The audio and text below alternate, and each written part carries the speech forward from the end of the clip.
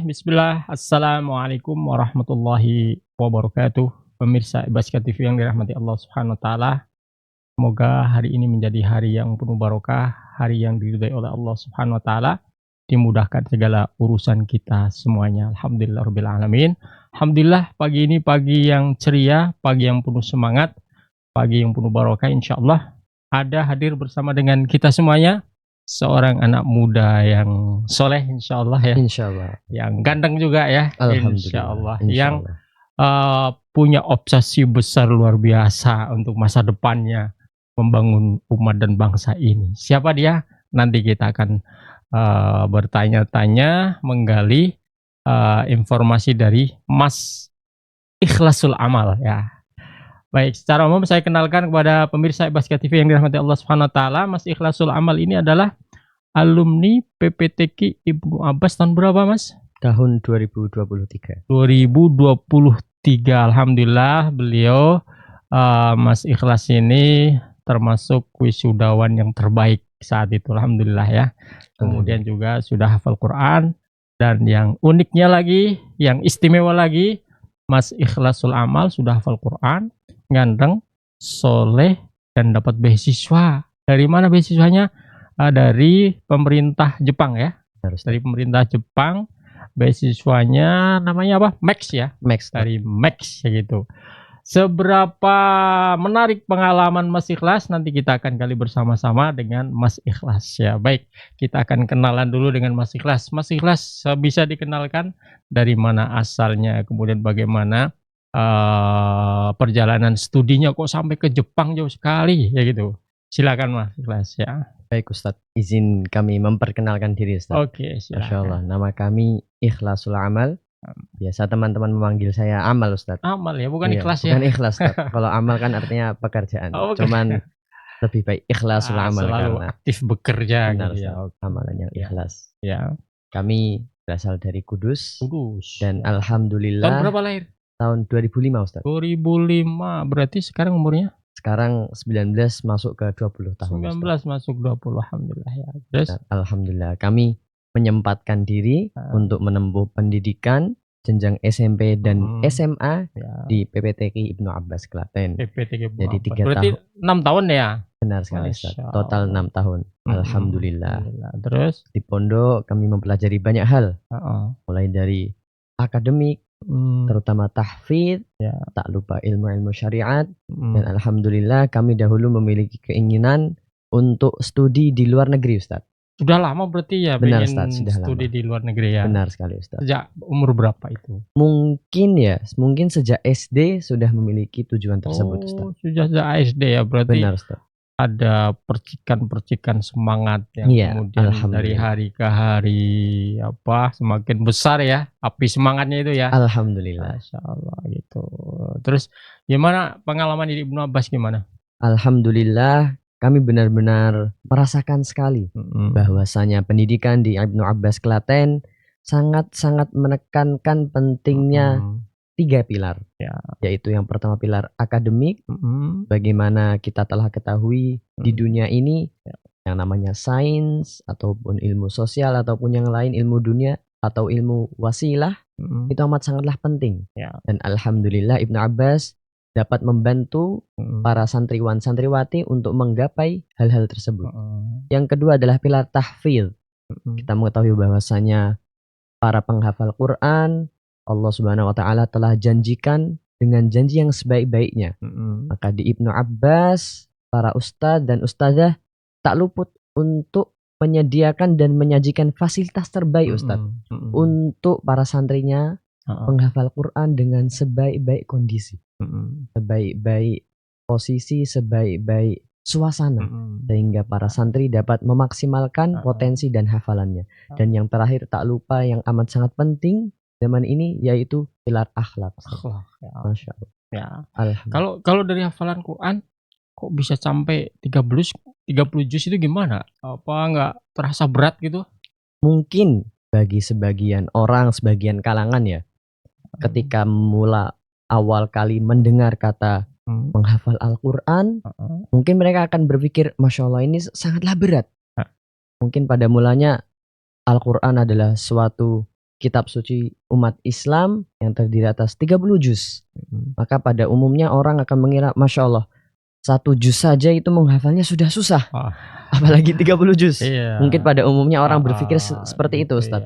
Namun Masya Allah, menurut Ana, yang paling berpengaruh dalam menghafal Quran adalah lingkungan, Ustaz. Lingkungan. Benar sekali, Ustaz. Berarti kalau lingkungannya nggak kondusif ya susah ya. Benar, Ustaz. Mau ngafalin Quran tapi lingkungannya sering main-main, nyantai, nggak ada program, nggak ada target, tidak ada progres. Susah ya? Susah, Ustaz. Berarti paling cocok di pondok itu ya? Benar sekali, Ustaz. Benar. Berarti alhamdulillah di Ibnu Abbas itu sangat mensupport sekali ya? Sangat sekali mensupport.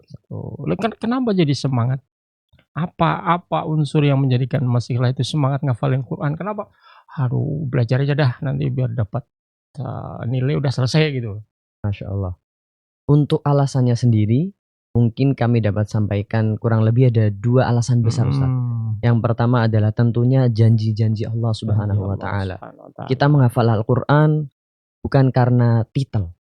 Kita menghafal Al-Quran bukan karena agar disebut seorang hafiz atau seorang qari atau seorang yang memegang Al-Quran, yang fasih dalam baca Al-Quran. Bukan. Kita menghafal Al-Quran karena mengejar janji-janji Allah, Ustaz. Seperti memang butuh sendiri. Benar, ya, Ustaz. Merasa butuh gitu. Merasa butuh, merasa ingin sekali dekat dengan Al-Quran. Karena Al-Quran ini adalah pedoman hidup, Ustaz. Maka seyogianya bagi orang yang ingin mengetahui Islam lebih lanjut dan bahkan ingin masuknya surga Allah Subhanahu wa Ta'ala, kita tentu mempelajari Al-Quran dan salah satunya adalah menghafalnya. Iya, padahal di luar itu luar biasa ya. Benar. Godaannya orang ngafalin. Ya mohon maaf ya, kadang banyak juga yang ngafalin surat-surat pendek aja susah ya. Apalagi 30 juz ya, 114 surat ya. Benar, ada yang suratnya panjang-panjang ya. Sebutiwal namanya. 7 surat yang panjang-panjang. Itu kan berat sekali di luar. Berat sekali, Ustaz. Ternyata alhamdulillah kalau ada lingkungan yang kondusif ya, bisa mensupport kita ya. Benar, Ustaz. Disemangati untuk mengejar hafalan Al-Quran. Benar sekali. Oke. Jadi itu 30 juz kapan selesai itu? Kalau kelas dari berapa gitu? Kami sendiri sebenarnya bila ditanya kapan selesainya, kami dahulu memiliki kesadaran bahwasanya diriku bisa menghafalkan Al-Quran itu pada SMP kelas 8 semester 2, Ustaz. Kelas 8 semester 2. Benar, Ustaz. Ya. Jadi sebelum waktu itu, sebelum anak kelas 8 semester 2, Ana masih belum memiliki giroh untuk menghafal Al-Quran. Jadi nyantai gitu benar, ya? Nyantai dan kalau bisa dikatakan belum bisa menghafal Al-Quran. Karena Ana mungkin saat itu masih terlampau muda atau apa. Jadi memang melihat teman-teman kenapa mereka bisa menghafal Al-Quran, tapi Ana tidak. Berarti tersemangati ya? Tersemangati saat lingkungan. Itu ada lingkungan yang benar, dilihat, Ustaz. Didengar, kemudian berinteraksi, komunikasi. Sehari-hari, Ustaz. 24 jam. Terpicu dan terpacu. Benar, terpicu dan terpacu. Itu jadi semangat ya kelas 8 gitu ya. Dari kelas 8 dan kemudian setelah kami menyadari bahwasanya kami dapat menarget saya telah memperhitungkan bila setiap hari setoran sekian-sekian dan istiqamah konsisten, Ana sudah menarget saat itu lulus SMP setor 30 juz. Jadi itu. Saya kasih spill sebentar ya. Jadi pemirsa Basket TV yang dirahmati Allah Subhanahu wa Ta'ala, inilah pentingnya bi'ah atau lingkungan, milieu yang bisa mendorong setiap pribadi untuk melakukan kebaikan-kebaikan. Kenapa? Karena melihat, menyaksikan, dan juga berinteraksi dengan orang-orang yang bertahan di dalam kebaikan ya, yaitu berusaha sekeras mungkin untuk menghafal Al-Quran. Kalau andaikan saja tidak di sebuah milieu lingkungan yang bisa memicu dan memacu, pasti akan tenggelam gitu ya. Oke, baik.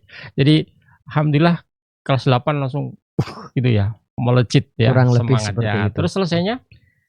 Nah, ini mungkin ada sedikit cerita menarik. Kalau dari kami, kita memulai untuk menghafal Al-Quran secara lebih intensif, lebih serius sejak kelas 8 semester 2. Alhamdulillah dengan keistiqomahan, kekonsistenan dan semuanya tentu atas izin Allah Subhanahu wa Ta'ala. Pada kelas 9 menjelang lulus, menjelang akhir, kami saat itu telah menyelesaikan setoran 27 juz. Kelas 9 ya 27 juz, padahal ya. benar, kelas 9. Berarti kalau kelas 9 kelas ya akhir 3 SMP, SMP, ya, kelas 3 ya, SMP akhir gitu ya. SMP. Sudah 20 juz ya. 27 juz. 27. Iya, Wah, 27. Tinggal dikit ya. tinggal 3 juz lagi. Iya, Maka cepet kali. Iya, itulah lingkungan Ustaz. Iya, ya, alhamdulillah.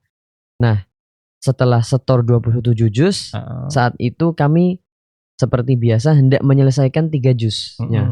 Namun pada saat itu, qadarullah datanglah COVID ya, benar sekali. Itu peristiwa yang sangat bersejarah, sangat besar. Iya. Nah, singkat cerita, dari pemerintah dan kita melihat lingkungan, banyak sekali terjadi huru-hara saat itu dan diputuskan untuk lockdown dan semua santri pulang ke rumah. Ya. Nah, dan saat itu online ya. Pembelajaran online. Nah, saat itu ketika pribadi hendak menyelesaikan 3 juz, dengan izin Allah SWT dan segala hikmahnya, kami dipulangkan untuk menjalankan lockdown dan mungkin pembelajaran online di rumah. Dan pada saat itu, pada akhirnya lulus SMP belum dapat menyelesaikan 3 juznya. Jadi saat itu 27 juz. Terus kita lanjut aja ke setelah itu melanjutin ke Ibnu Abbas ya. Benar sekali. SMA-nya di Ibnu Abbas. Kenapa Abbas. ke Ibnu Abbas nggak keluar? Pada saat itu kami benar-benar mendapati bahwasanya Ibnu Abbas mungkin menurut hati kami adalah satu-satunya yang dapat menyajikan semuanya secara lengkap dan seimbang, Ustaz. Ya, ini penilaian pribadi. Ya, gitu. Kami benar-benar mendapati bahwasanya di Ibnu Abbas itu dia tidak membagi dua dalam artian akademik setengah, tahfidz setengah, bukan. Tapi akademik 1, tahfidz 1. Jadi semuanya 100% Ustaz. Ya, gitu ya. Itu Ustaz. Yang harus tercapai dua-duanya. Mungkin sebagian sekolah atau lembaga pendidikan yang lain, mereka akan mengatakan akademik 50%, tahfidz 50%. Mereka membagi. Tapi di Ibnu Abbas tidak didapati demikian, Ustaz. Biar kalau masakan itu enggak mogul gitu. Enggak masak setengah matang ya. Mungkin ada makanan yang setengah matang yang enak gitu, tapi Ustaz, secara umum kan enggak enak ya gitu. Benar, Ustaz. Maka, Masya Allah, dan tentunya itu bukan satu-satunya alasan, tapi dengan banyak alasan lain. Kita mendapati lingkungan yang sangat kondusif, Ustaz. Sangat baik dan sangat-sangat nyaman untuk orang berkembang. Para santri berkembang dari 2 dan bahkan 3 aspek tadi, Ustaz. Tahfidz, akademik, dan akhlak. Maka saat itu kami memutuskan untuk melanjutkan studi di SMA Abbas. Oke, sekarang masuk ke SMA ya. Proses di SMA gimana tahfidznya? Keadaan. Apa kabar tahfidznya itu di SMA? Masya Allah. Tinggal 3 juz. Kira-kira gimana, itu berat untuk menyelesaikan atau udahlah 27 aja dah? Nah, pada saat itu SMA sebagaimana SMP kita menempuh 3 tahun, Ustaz ya. Nah, pada saat itu COVID masih melanda pada saat awal masuk SMA. Maka pada kelas SMA kelas pertama, tahun pertama, saat itu masihlah melakukan lockdown. Masih pembelajaran online di rumah, dan seingat Ana mungkin baru kembali ke pondok kelas 10 semester 2 atau sekitar akhir seperti itu. Jadi terpangkas seperti itu, Ustaz. Jadi masuk pondok langsung udah naik kelas gitu ya? Iya, sudah kurang lebih seperti itu, Ustaz. Seingat kami benar. Nah, Masya Allah, dan sebagaimana tadi telah kita sebutkan, COVID membawa banyak sekali dampak, Ustaz. Dan qadarullah pada saat itu pula kami mendapati ketika COVID, ketika berkegiatan di rumah, mungkin tidak dapat memaksimalkan diri dengan Al-Quran. Maka saat kembali ke pondok setelah selesai lockdown, setelah selesai COVID, kami memutuskan untuk menghafal Quran dari awal lagi, Ustaz.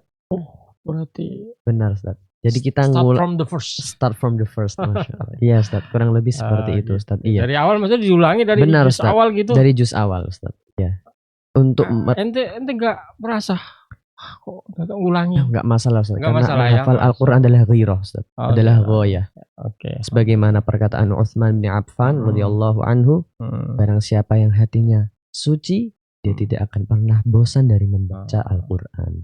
Apalagi menghafalnya, Ustaz. Masya Allah. Orang yang menghafal pasti banyak membaca. Itu udah konsekuensi, Ustaz. Oke, berarti terus diulangi lagi dari kelas 10 ya, bahkan 10. 11. Terus gimana targetnya sampai 30 juz itu Nah, di pada SMA? saat SMA, kami menyadari bahwasanya dahulu ketika masih SMP, kita mengejar tahfidz itu masih sekedar ziyadah belaka, Ustaz. Jadi hanya menambah hafalan, cuman mungkin kurang menguatkan hafalan yang telah dihafal. Nah, pada saat SMA, kami belajar dari pengalaman yang lampau. Dulu SMP menghafal, dan ketika COVID tidak dapat menghafal Al-Quran atau menjaga Al-Quran dengan baik, maka saat itu mungkin banyak dari hafalan yang sudah mulai luntur. Nah, setelah itu maka kami putuskan menghafal dari awal ulang, dan kami memutuskan untuk lebih menguatkan hafalan yang telah dihafal. Jadi kayak refresh gitu. Benar sekali, Ustaz. Kembali ya. Benar. Jadi tidak hanya banyak menambah, tapi juga menguatkan yang sebelumnya. Jadi mungkin pelan tapi pasti. Terus berarti kelas 10, 11 kapan selesainya? Selesainya ketika kelas 12, Ustaz. 12 ya. Ya, kelas 12. Ya. Alhamdulillah. Itu selesai dan dengan mengulang dari awal ya? Iya, mengulang dari awal. Plus tambahan 3 juz. Benar. Masya Allah. Jadi kita ulang dari awal dengan segala konsistensi, istiqomah, kesabaran dan ya, luar biasa nih Mas Ikhlas. Alhamdulillah ya. Alhamdulillah. Semua atas nikmat dari Allah SWT. Benar sekali, Ustaz. Kalau dilihat itu kan mungkin pandangan orang luar ya. Udah belajar sains ya, hafalin Quran lagi. Kok nggak ribet gitu? Capek, berat. Waduh, bayangannya gitu loh.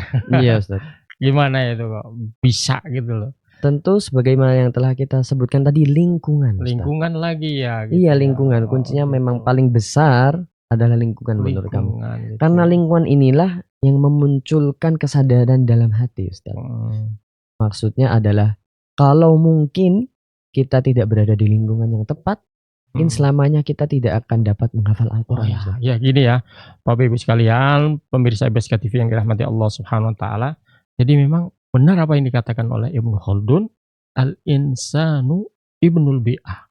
Manusia itu anak dari lingkungannya. Jadi kalau dia berada di lingkungan baik ya insya Allah tertular baiknya ya. Kalau di lingkungan yang jelek ya begitulah ya. Mungkin akan kena dampaknya. Begitu juga kalau banyak di sampingnya teman-teman yang bau wangi ya kena wanginya itu kan. Banyak yang di sampingnya teman-teman bau kecut ya, paling tidak rata-rata baunya kecut gitu ya. Jadi penting sekali ya. Penting sekali, Ustaz. Terus alhamdulillah pas kelas 12 selesai ya. Iya, kelas 12 dan alhamdulillah juga kan kemarin waktu itu kan Mas Ikhlas diberikan nikmat oleh Allah Subhanahu Wa Taala. Alhamdulillah dipilih sebagai wisudawan terbaik gitu ya. Bagaimana perasaannya saat itu ya, kok bisa jadi wisudawan terbaik, juga target hafalan 30 juz juga alhamdulillah selesai juga. Padahal kalau target secara kewajiban pondok nggak 30 juz ya. Iya. Hanya 15 ya. 15 juz. Berarti kan over ya. Over target ya. Gimana gitu ya. Tentu kalau ditanya perasaan atau apa yang dirasakan, kami lebih ingin menyandarkan kepada orang tua kami, Ustaz. Orang tua ya. Mungkin kalau dari sudut pandang santri ya, Ustaz. Sudut pandang kita sebagai orang yang mondok, banyak mungkin kita merasa ini jerih payah saya. Atau mungkin ini hasil kerja keras saya. Tapi sebenarnya kalau kita lihat dari sudut pandang yang lebih luas, sebenarnya apa yang membuat kita dapat lancar berada di pondok itu sangat erat kaitannya dengan doa dan usaha orang tua. Masya Allah, ini dia ya pemirsa IBSK TV yang dirahmati Allah Subhanahu Wa Taala. Jadi sambungan hati, pikiran, perasaan antara orang tua dan anak didiknya itu disambung dengan apa? Dengan doa. Dengan doa. Dan anak juga begitu. Ayah, ibu, abi, umi ya. Saya belajar doakan ya gitu ya. Oh ya doakan. Sambung gitu ya. Tersambung, Ustaz. Konektivitas. Ya gitu ya. Jadi loadingnya cepat gitu ya. Benar, Ustaz. Jadi kalau nggak ada sambung kayak kabel keputus ya, nggak bisa connect ya gitu ya. Masya Allah gitu ya. Jadi orang tua jangan bosan-bosan untuk senantiasa mendoakan putra-putrinya yang sedang mondok ya atau sedang sekolah gitu ya, biar nyambung terus. Begitu juga anak-anak itu juga jangan bosan-bosan meminta doa gitu ya Benar Ustaz. dari orang tua. Oke, itu berarti dimudahkan oleh Allah Subhanahu wa taala. Di antara faktornya adalah karena doa orang. Ada nggak faktor lain misalkan selain doa orang tua? Tentu banyak sekali ya faktor teman-teman yang Teman juga ya, mensupport. Tentu kita mengetahui pula di dalam pondok banyak sekali teman-teman yang support. Ya, banyak sekali teman-teman yang tidak hanya baik tapi memberikan kebaikan. Gitu ya. Tidak hanya soleh tapi muslih. Take and give. Iya, take and give. Take and give, mengambil dan memberi, ngambil, luar biasa. Benar, Ustaz. Hidup ya gitu. Jadi alhamdulillah ya kan tadi saya tanyakan Mas Ikhlas. Alhamdulillah dengan proses seperti itu semuanya Allah takdirkan Mas Ikhlas jadi wisudawan yang terbaik ya saat itu ya untuk angkatan 2023 gitu ya. Yang terbaik dan setelah itu kemudian kok mendadak saya dengar mau daftar beasiswa ke Jepang, kok jauh sekali, kenapa nggak di kampus-kampus sekitar sini? Masya Allah.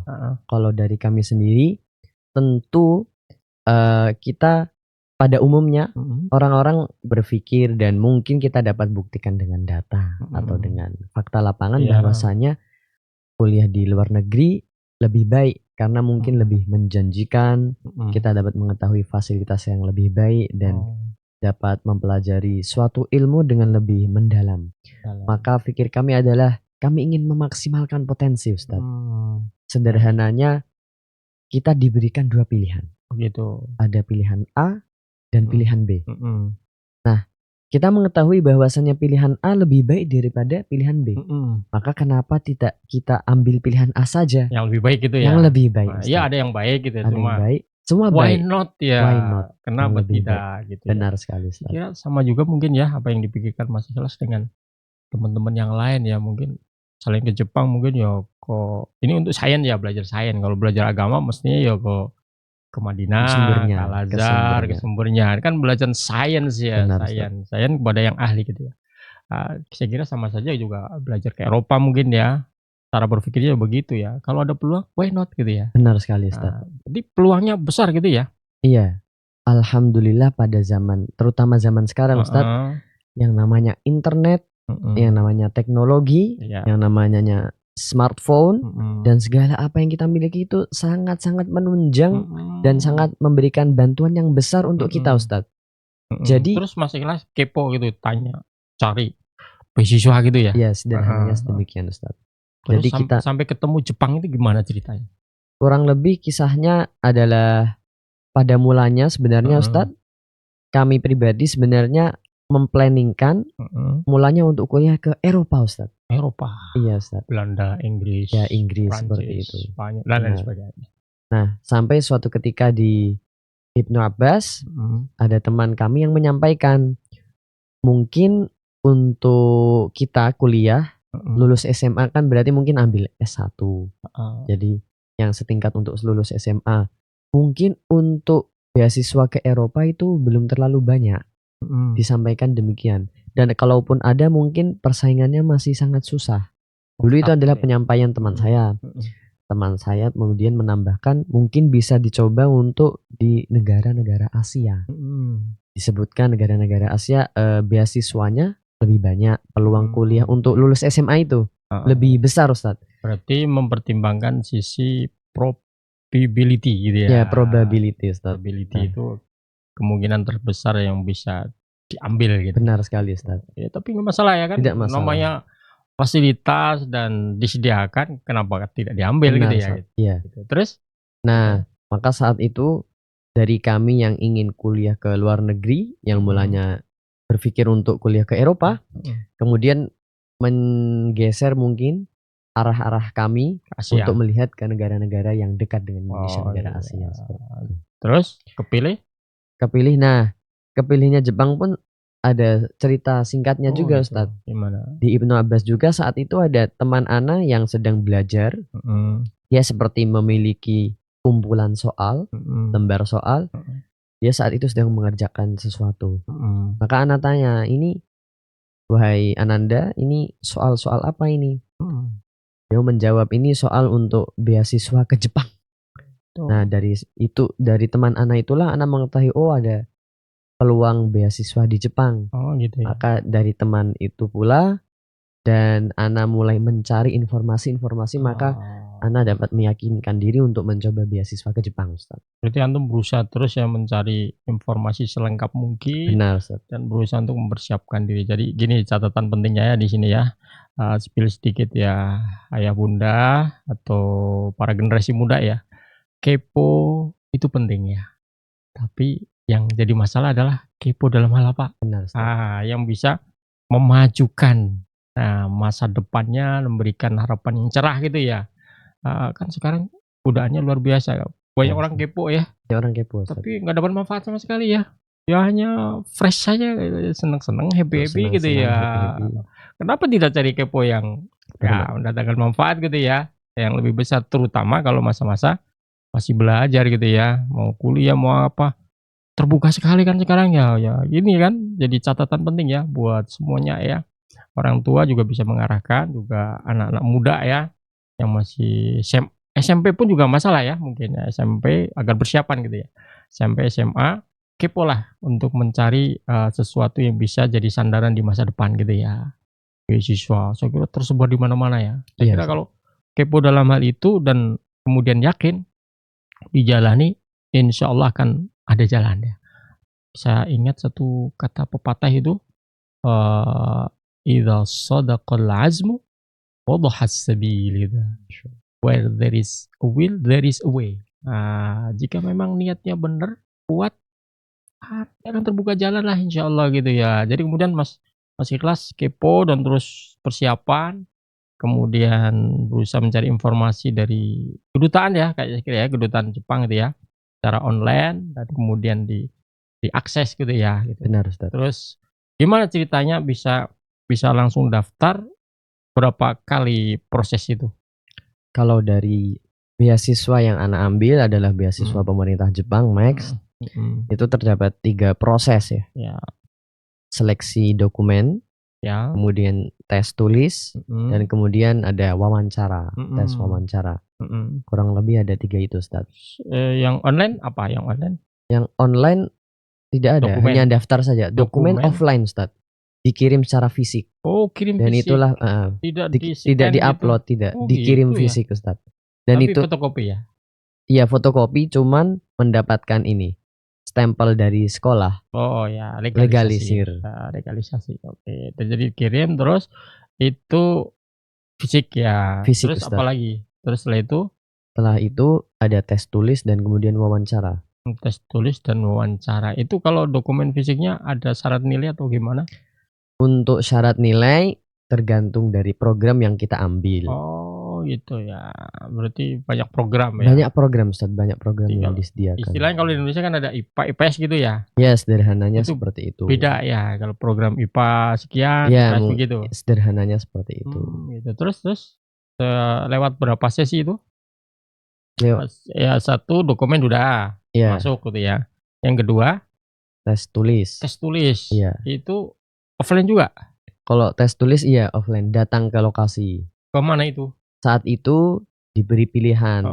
Kalau seingat Ana di Indonesia ada 5 pilihan lokasi. Ada 5. Jakarta, di Surabaya, di Medan, mungkin di Bali, di Maluku, ada 5 kurang lebih. Luar biasa. Nah, kami memilih untuk datang ke Surabaya saat itu. Surabaya. Iya.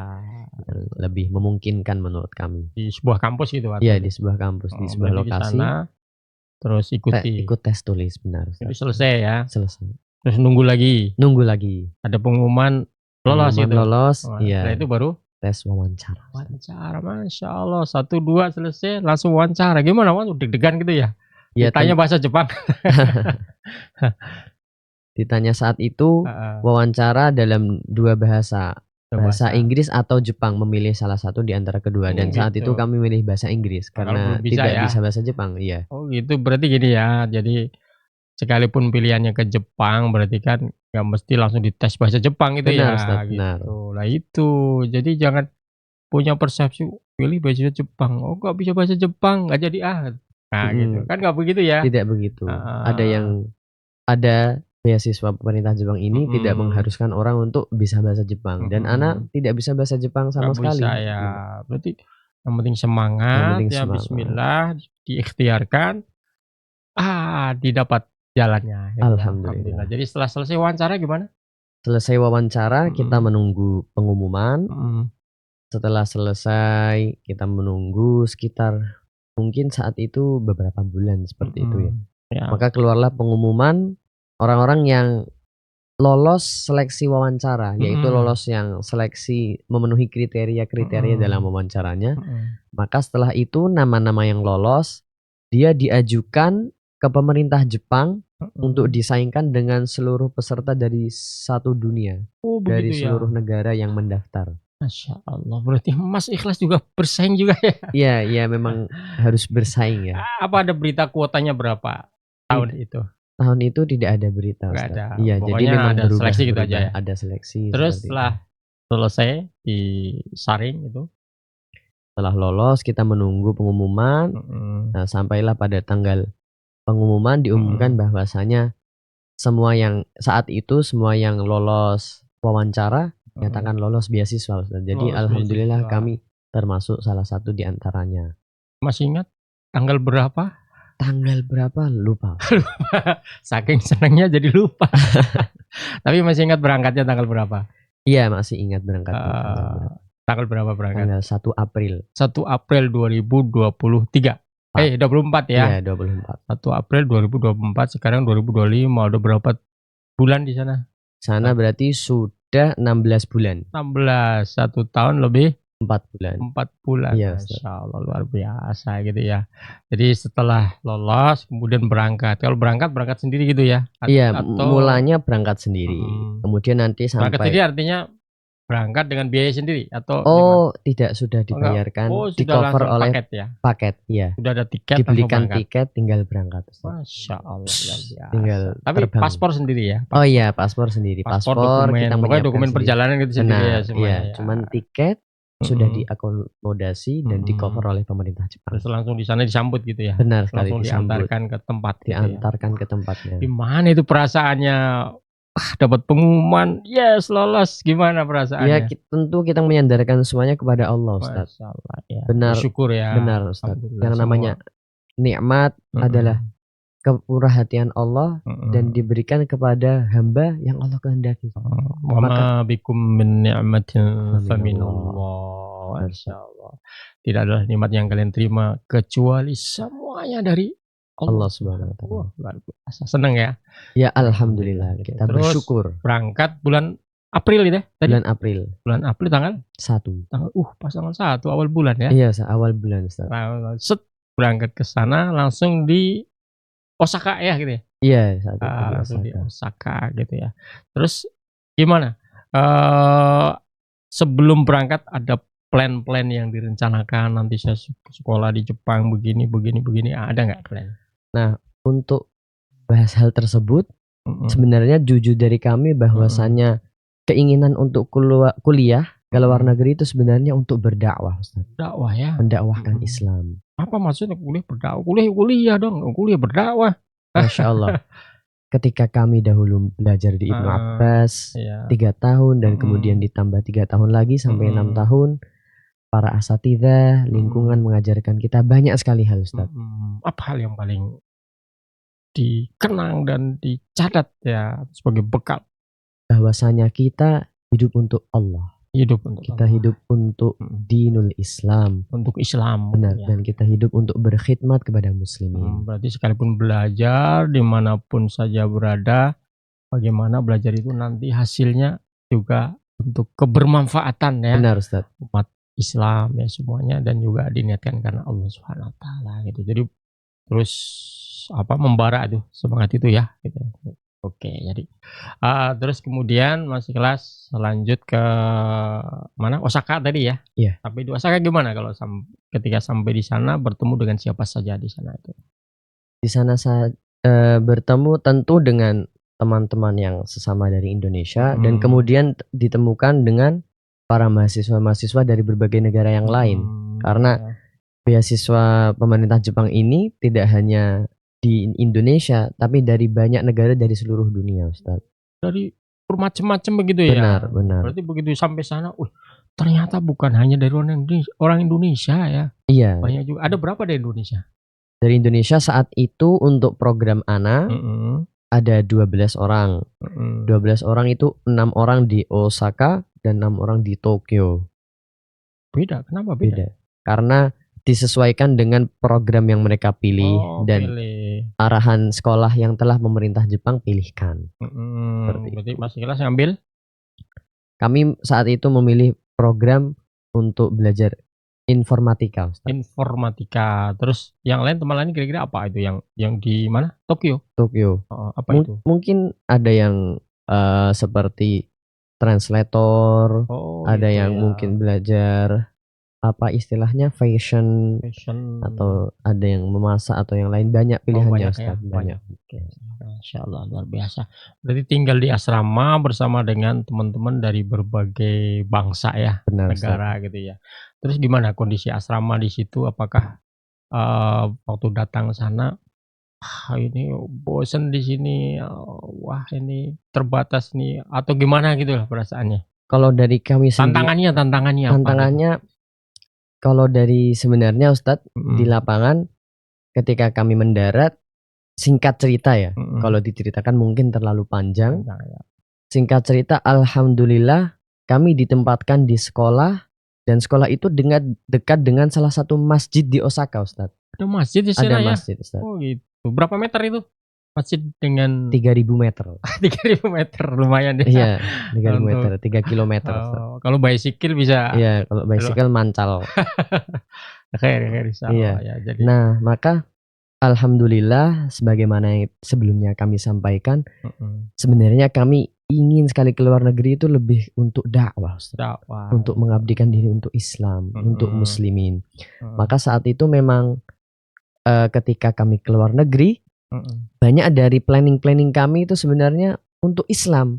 Jadi kami tidak hanya memikirkan untuk diri seperti nanti saya harus kuliah, mengambil gelar ini, mengambil sertifikasi ini, mengambil pengakuan ini, paper ini, riset ini, biar dapat titel dan lain-lain. Dapat apakah income atau apa gitu ya yang lebih besar gitu ya. Itu nantilah gitu ya. Yang penting jalani aja. Yang penting jalani dan dakwah dengan serius, nanti jadi profesional insya Allah ikut juga.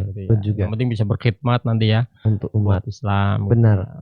Nah, maka saat itu ketika kami mengetahui bahwasanya kami berkediaman dekat dengan masjid, kami setiap hari senantiasa menyambangi masjid tersebut. Masjid terus ya, berarti benar. Alhamdulillah ya kebiasaan di pondok. Benar. Kebiasaan pondok ya. Itu karena lingkungan. Ya gitu ya Bapak Ibu sekalian ya. Jadi kalau di lingkungan pesantren, kalau sudah terbiasa untuk sholat berjamaah, kemudian baca Quran dan sebagainya, insya Allah dimanapun ya rekaman-rekaman itu akan tetap hadir ya.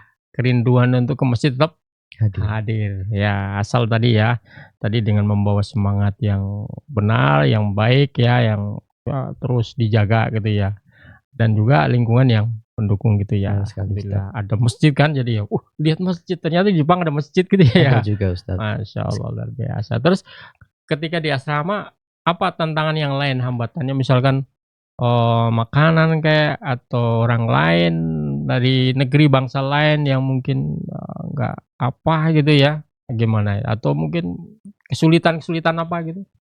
Kalau tantangan di asrama sebagaimana yang tadi kita sampaikan, karena kami mengenal masjid, jujur kami lebih banyak menghabiskan waktu di masjid, Ustaz.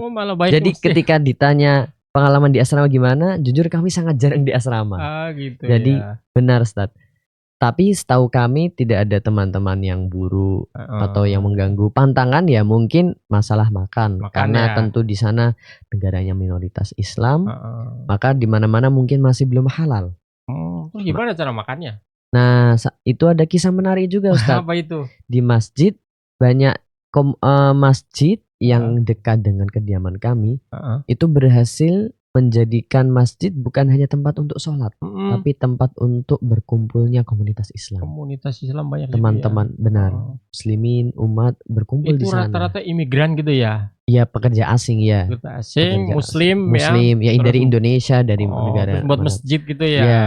Heeh. Nah, salah satu yang ana dapati di masjid tersebut adalah orang-orang masak di sana dan mengundang untuk makan. Wah, luar biasa. Itu Benar, sama Ustaz. dengan pengalaman saya dulu waktu di Kairo gitu ya. Benar, Ustaz. Jadi tidak jauh beda dengan Cuma kalau di Mesir, Kairo kan udah muslim gitu ya, iya, gampang gitu ya. Mungkin ya rasanya beda lah gitu. rasanya beda. Cuma mungkin situasinya agak mirip-mirip lah gitu Mirip-mirip. ya. Artinya enak, senang kalau di masjid ya ada hidangan. Benar, Ustaz. Ada ya. Benar.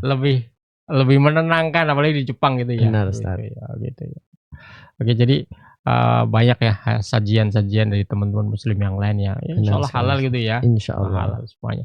Tapi masak sendiri nggak di sana? Nah, karena masjid benar-benar menjamu dan benar-benar memberikan pelayanan yang terbaik. Jadi kami memang di masjid sudah cukup ternyata, Ustaz. Seperti itu. Waduh, ini ngirit banget dengan Ustaz ya. Ya, jadi tambah ngirit ya. Iya, alhamdulillah. Ngirit ya di asrama ya. Kemudian makannya di masjid. Mohon maaf ini mungkin tanya. Itu dapat beasiswa kan ya? Iya. Dapat beasiswa. Berapa itu beasiswanya? Jadi beasiswa itu terdiri atas pembebasan biaya sekolah. Bebas, jadi sekolahnya nggak bayar gratis dan mendapatkan uang saku bulanan, Ustaz. Uang saku. Masya Allah, udah belajar dapat uang saku lagi ya. Alhamdulillah. Enak dong. Iya, alhamdulillah. Harus disyukuri. Berapa uang saku? Kalau dinominalkan rupiah mungkin sekitar 12 juta rupiah. Allahu Akbar. 12 juta. 20 juta rupiah ya gitu. Tapi kan nggak ada bayar yang lain apa?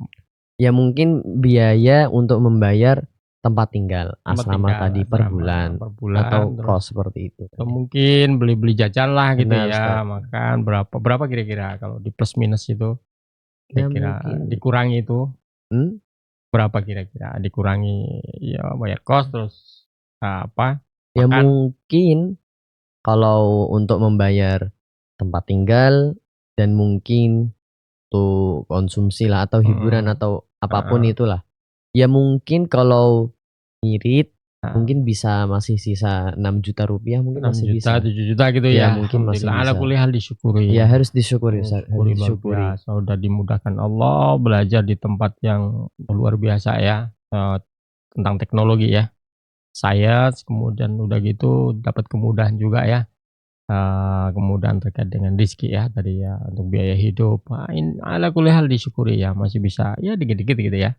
Nabung dikit gitu juga nggak apa kalau dibanding sini ya banyak. Mana bisa kalau di sini nabung segitu kecuali bla bla bla gitu ya. Oke ya, jadi luar biasa ya, nikmati luar biasa Allah berikan. Jadi 1 tahun di asrama itu untuk belajar apa itu? Belajar bahasa. Bahasa khusus fokus belajar bahasa Jepang. Bahasa Jepang. Iya. Udah lancar sekarang ini? Ya sedikit saja. Namamu siapa? Namamu siapa? Nama saya. Bahasa Jepangnya? Bahasa Jepangnya biasanya ya onamae wa nan desu ka? Onamae wa nan desu ka? Udah hafal bisa ya. Onamae wa nan desu ka? Kurang lebih seperti itu. Oh gitu ya. Jadi udah lumayan ya. Iya. Ini selesai di asrama di Osaka. Selesai bahasa ya. Setelah itu apalagi belajar lagi? Setelah itu langsung kuliah gitu? Iya, setelah 1 tahun persiapan bahasa i'dad lughah, kita melanjutkan untuk kuliah, Ustaz. Jadi gitu ya. Pemirsa Basket TV yang dirahmati Allah Subhanahu wa taala, ternyata belajar di luar negeri di tempat yang mungkin kita belum menguasai bahasa, insya Allah termasuk di Jepang ini ya, disediakan waktu untuk penguatan bahasa gitu ya. I'dad lughawi ya, language preparation itu ya. Jadi jangan takut ya kalau kuliah di sana ya, insya Allah disiapkan dulu untuk belajar bahasa agar nanti proses perkuliahannya berjalan dengan lancar. Jadi 1 tahun ya. Baru setelah itu kuliah. Iya. Sekarang di mana tempatnya? Berarti pindah ya? Pindah, Ustaz. Kemana itu? Sekarang di Kyoto. Oh, Kyoto. Jadi Kyoto, Osaka, Kyoto. Kayak namanya kayak Solo ya. Nah, iya, Ustaz. Berapa jauh dari Osaka? Osaka Kyoto itu seperti Klaten Solo. Klaten Ustaz. Solo ya. Jogja Solo. Setengah jam gitu ya. Ya, 1 jam naik kereta sampai. Kereta cepat gitu ya? Enggak, kereta biasa. Kereta biasa ya. Bukan kereta cepat, kereta biasa. Naik KRL. Naik KRL. Katanya ada kereta cepat gitu ya? Iya, cuman naik kereta cepat ya mungkin 10 menit sampai. Cuman iya. Mahal ya? Mahal. Insyaallah. Jadi sekarang tinggalnya di Kyoto. Benar, Ustaz. Ini sudah mulai kuliah? Sudah. Berarti 1 tahun persiapan bahasa, kemudian kuliah pindah ke Kyoto. Tadi di Osaka, kemudian sekarang di Kyoto. Sekarang lingkungannya juga sama ya? Secara umum gitu? Ya, secara umum sama. Sebenarnya kalau membahas lingkungan untuk kondisi Ana benar-benar memilih untuk hidup dan tinggal di dekat masjid, Ustaz. Jadi Kyoto dekat juga? Iya, jadi Kyoto ada masjid. Ana milih untuk tinggal di dekat sana. Masya Allah. Seperti itu. Jadi memang qalbuhu mu'allaqatun bil masajid. Amin. Ya, itu ciri-ciri orang diberkahi insyaallah ya. Insyaallah. Artinya lekat dengan masjid itu, gitu ya anak-anak muda ya. Lekatkan hati kita dengan masjid, insyaallah Allah berikan kemudahan, keberkahan dalam hidup kita gitu ya. Sekalipun di mana ya, di Jepang di mana kayak ya, cari kalau bisa ada cari masjid. Kalau nggak ada masjid yang besar, ya buat tempat sujud lah di ruang-ruang kita. Jangan lupakan sujud kepada Allah. Benar sekali. Oke, ketika di Kyoto ini kan lingkungan baru ya. Insyaallah nggak ada hambatan ya, gitu. Tinggal kuliah gitu ya. Kegiatannya gimana? Kuliah itu ya berapa jam? Sampai jam berapa itu? Untuk kami sendiri program kami itu kan kalau di Indonesia dia seperti vokasi. Sekolah politeknik. Jadi kita menganut untuk sekolah Ana menganut kurikulum yang seperti full day. Jadi memang jam pelajarannya, jam belajar gitu kuliahnya ya? Itu intensif banyak. Jadi seperti pagi masuk, pulang sore dari hari Senin sampai hari Jumat. Gitu ya? Iya. Jadi memang dalam sepekan itu produktif, banyak kegiatan seperti itu. Gitu ya. Ada kendala misalkan di dalam mengikuti kuliah proses mungkin kuliah. Kendalanya ada di awal-awal, Ustaz. Awal ya. Karena ketika kuliah tentu bahasa yang dipakai kan bahasa ilmiah. Iya. Bahasa teknis. Gitu bahasanya ya. Apa? Spesialisasi. Tapi dari apa? Lembaga itu ya, itu memberikan kemudahan juga kan? Seperti maksudnya? Ya seperti Mas Ikhlas ceritakan katanya setiap itu ada dikasih kamus atau apa gitu ya. Oh, itu ketika sekolah bahasa dulu, Ustaz. Oh, dulu. Iya. Ya. Kalau kuliah ini langsung ya? Ya langsung. Tanpa ada terjemahan bahasa Inggris. Ya, tidak ada. Semua bahasa Jepang. Bahasa Jawa ya? Gak ada. Ya, bahasa Jawa, Ustaz. Semuanya pakai aksara Jawa gitu. Iya, ya. Oke, alhamdulillah. Ini sudah berjalan sekitar 4 bulan ya? Iya, 4 bulan. Ini musim liburan ya sekarang ya? Iya, liburan. Libur musim panas. Musim panas ya? Sana panas sekarang? Kayaknya panas. Cuman gitu. Sepertinya kurang lebih sama seperti Indonesia. Ini liburan berarti masih kelas pulang sendiri ya gitu? Ya, pulang bukan sendiri. Bukan buy tiket dari? Iya, pakai uang sendiri. Oh, pakai sendiri. Pulang berapa tiket pulang pergi itu? Kami mencari tiket yang paling murah. Paling murah. Iya, tentu. Gitu. Karena kan banyak pilihan tiketnya. Wah, masih kelas ngirit. Iya, harus ngirit, Ustaz. Iya. Berapa tiketnya? Kami saat itu mencari tiket yang paling murah, ya semurah mungkin lah, setidaknya semurah mungkin yang dapat kami lakukan. Kami mendapatkan saat itu dari Jepang, dari Osaka ke Jakarta, ya. Dan dari Jakarta ke Osaka pulang pergi itu 4 juta rupiah, Ustaz. 4 juta rupiah, lumayan ya, murah ya. Iya. Insyaallah, alhamdulillah. Terus ini kan nanti Mas Ikhlas ngambil program apa? D2 ya? D2. 2 tahun ya? Iya, gitu 2 ya? tahun. 2 tahun. Kira-kira nanti setelah 2 tahun gimana? Mau lanjutin S1, S2, S3 atau gimana? Iya, kalau rencana kami ingin melanjutkan sampai S1. Jadi 2 tahun diselesaikan D2. Nanti akan ada opsi untuk melanjutkan kuliah sampai S1, Ustaz. Kenapa nggak langsung S3? Karena harus bertahap, Ustaz. Harus bertahap. Benar sekali, Ustaz. S3, S3?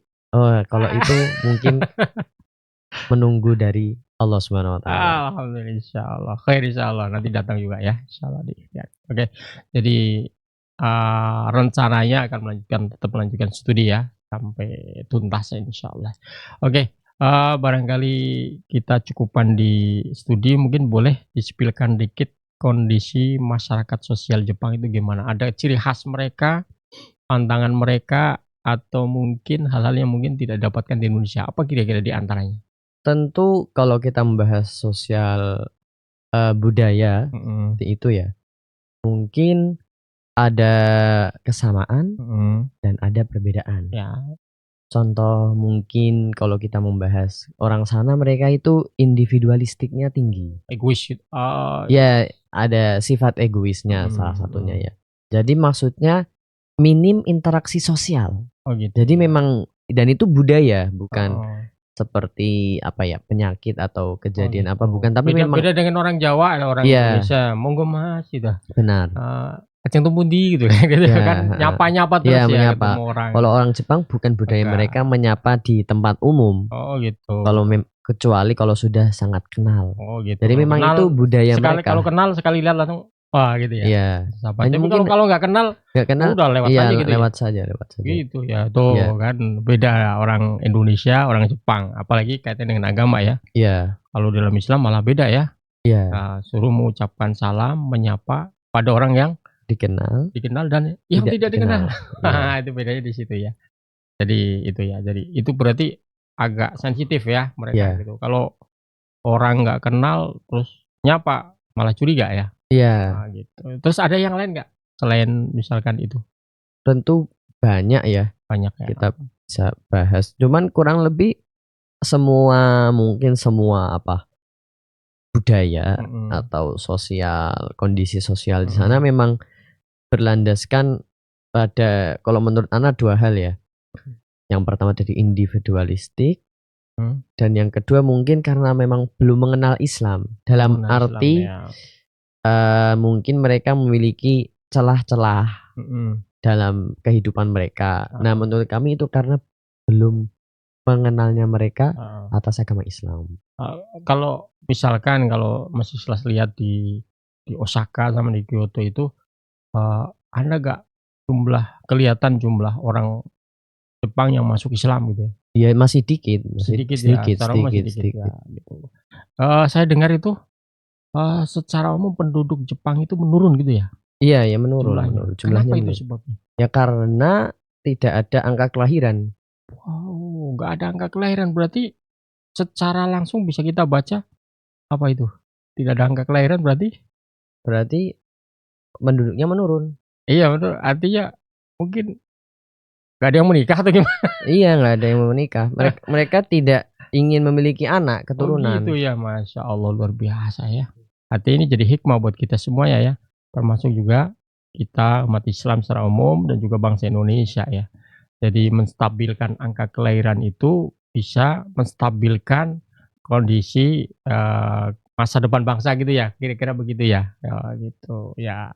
Baik ya, jadi kondisi masyarakat Jepang, sosial, budaya, kira-kira secara umum begitu. Oke, Mas Ikhlas, kita akan berada di penghujung acara ini ya. Ini saya kira kalau mau diskusi lagi panjang itu ya. Panjang ya. Barangkali ada pesan-pesan khusus, yang pertama buat orang tua, yang kedua buat generasi muda gitu ya, yang ingin melanjutkan studi dan belajar. Kira-kira apa itu jadi disampaikan? Kalau mungkin dari pesan kami pribadi, ada dua hal tadi. Ya. Yang pertama untuk orang tua, bahwasanya kami berpesan betul dan memberikan mungkin kalau bisa disebut arahan, bahwasanya pilihlah untuk pendidikan anak dan utamanya adalah untuk menghafal Al-Quran. Karena itu adalah kuncinya. Mungkin nanti kelak akan datang suatu hari di mana para orang tua akan menyadari bahwasanya betapa pentingnya untuk memasukkan anak dalam pendidikan Islam yang benar dan menghafalkan Al-Quran. Karena itu adalah kuncinya, Ustaz. Landasan, Ustaz. Dan tentu menghafal Al-Quran dan dilengkapi dengan lingkungan yang tepat agar dapat memahami Al-Quran itu pula. Tadi paling cocok? Yang paling cocok adalah Ibnu Abbas. Di pondok ya. Tentunya. Dan insya Allah di antara pilihannya adalah Ibnu Abbas. Terus yang kedua? Yang kedua, pesan untuk generasi sekarang dan terkhusus untuk yang ingin melanjutkan studi. Kami merasa sebagian ada yang ingin melanjutkan studi di dalam negeri. Sebagian pula ada yang ingin melanjutkan di luar negeri. Dan duanya tidak masalah, itu hanyalah pilihan kanan dan kiri. Bukan yang satu lebih baik dan yang satu lebih buruk, bukan. Itu sama saja pilihan. Yang ingin kami tekankan adalah bahwasanya tanamlah keinginan yang kuat untuk mendakwahkan Islam, Ustaz. Mendakwahkan Islam. Kami mendapati banyak orang yang mungkin mereka sangat fokus dalam pendidikan mereka. Belajar.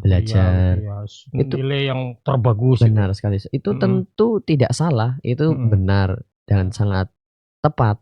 Namun sebagian dari mereka melupakan keislaman mereka, Ustaz. Sebagian dari mereka mungkin memaksimalkan pendidikan mereka, memaksimalkan potensi akademik mereka, dan ternyata mereka lupa, tidak tersadar bahwasanya mereka lupa akan identitas Islam mereka, Ustaz. Ada tugas, tugas kewajiban terhadap Islam. Amanah yang besar, yaitu Islam. Dan apalagi untuk orang-orang yang pernah mempelajari Islam, mungkin di pondok, mungkin di sekolah-sekolah Islam, mereka mengemban tugas yang amat besar, yaitu dakwahkan Islam, Ustaz. Karena kelak Allah pun akan menanyakan, akan dimintai pertanggungjawaban atas keislaman, keilmuan kita yang telah kita miliki. Banyak orang yang mungkin orang Islam ya, mereka menempuh studi di luar negeri. Namun mereka sama sekali tidak memberikan sumbangsi apapun untuk Islam, Ustaz. Mereka hanya fokus untuk diri sendiri. Itu sudah benar. Cuman mungkin ketidaktepatannya, kekurangan, ada poin yang kurang adalah mereka benar-benar lupa akan Islamnya. Padahal mereka ke luar negeri itu mengemban amanah yang besar untuk mendakwahkan Islam. Kenapa? Karena orang-orang di luar sana masih banyak yang belum memeluk Islam. Mereka belum mengenal. Mereka adalah objek dakwah. Mereka harus mengenal Islam ini. Dan dari tangan siapa? Dari tangan kita. Allah telah memberikan kita kesempatan untuk kuliah ke luar negeri. Maka sebenarnya Allah mengutus kita untuk menyebarkan Islam di sana juga. Maka pesan kami adalah tidak melupakan misi dakwah ini. Oke, berarti Islam dibawa kemana-mana, apapun profesi kita, apapun pekerjaan kita, apapun studi kita ya, program studi kita, bawalah semangat Islam. Oke, Mas Ikhlas, terima kasih sekali. Barakallahu fikum, jazakumullah atas sharing yang luar biasa ini. Semoga bisa membawa inspirasi untuk semuanya. Pemirsa IBS TV yang dirahmati Allah Subhanahu wa taala, kita cukupkan sampai di sini pertemuan kita dengan seorang anak muda yang luar biasa, penghafal Quran, mendapat beasiswa, peraih beasiswa dari Jepang, dan tetap mempertahankan ya kebiasaan baiknya di pondok ya, menghafal Quran, kemudian menjaga sholatnya. Insya Allah semoga ini membawa inspirasi dan bisa kita ambil manfaatnya, kemudian bisa memberikan semangat untuk kita semuanya untuk menjadi lebih baik di masa-masa yang akan datang. Terima kasih atas perhatiannya. Barakallahu fikum wa nastaghfirullahaladzim. Wassalamualaikum warahmatullahi wabarakatuh.